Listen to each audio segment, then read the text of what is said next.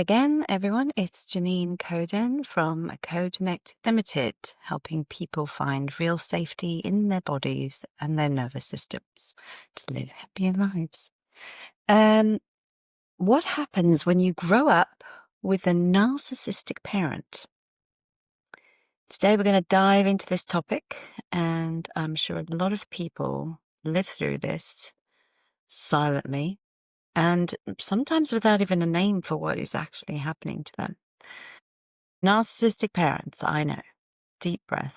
Your nervous system, if you recognize this, probably sat up a little bit and was like, yeah, I know this one.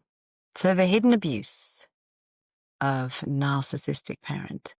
So here's the thing about growing up with a narcissistic parent, or what you may deem as a highly coercive and controlling, manipulative parent. A lot of it's emotional based. So to the outside world, they're charming, charismatic, probably hosting the barbecue with a smile, like winning an election.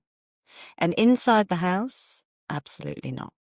Inside the house, it's like living with a dragon who wants admiration, but also has the emotional regulation of a toddler who's just like dropped their ice cream. And the research confirms this. Narcissistic parents master that split between the public self and the private self. The public gets, look how lovely I am. And the child gets, why can't you be more useful to me? Your nervous system learns very young that love is conditional. And it's not always as obvious as that. Sometimes it's very covert, very hidden through manipulative language, blame shifting and gaslighting.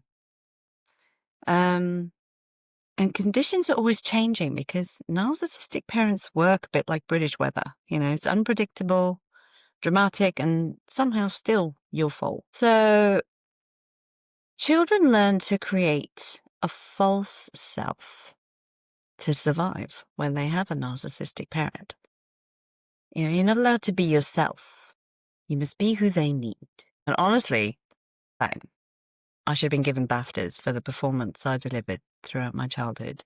Best supporting actress in a family drama.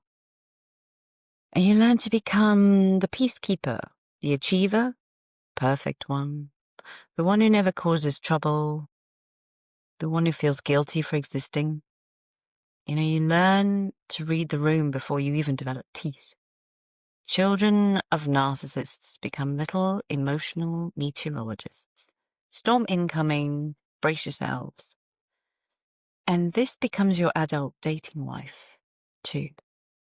You don't swipe right. You scan for danger and call it chemistry. So there's the golden child and the scapegoat.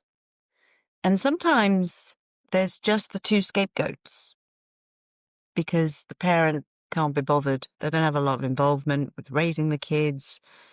Therefore they don't really get to try and project themselves through the child to try and make them a part of their world.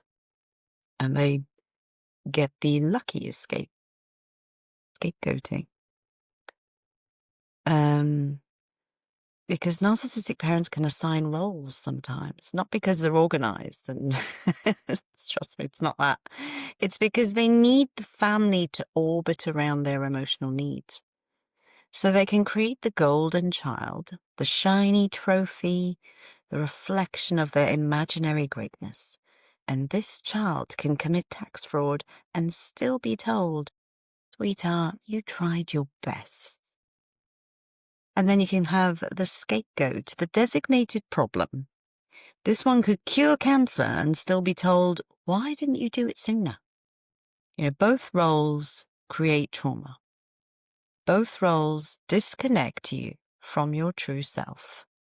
Neither child gets unconditional love.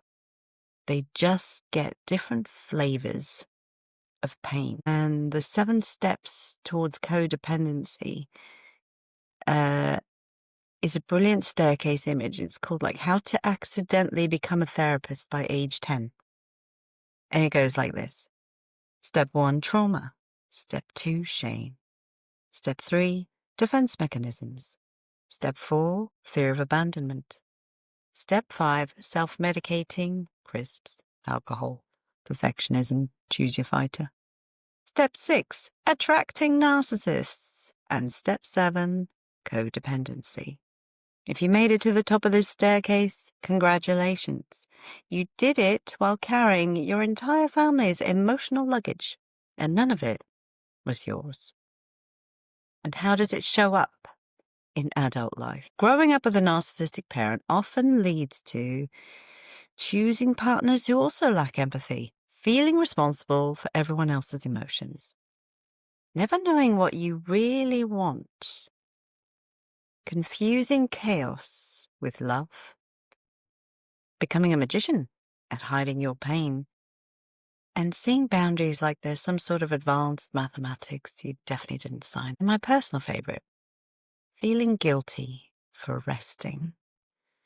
You sit down for 5 minutes and your inner critic knocks like, "Hi, just checking, have you done enough to earn this oxygen today?" So the healing. Here's the empowering part. Your body always knew the truth, even when you couldn't name it.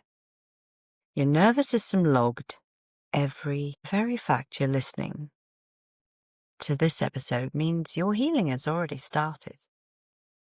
Because awareness is the point where survival mode releases its grip.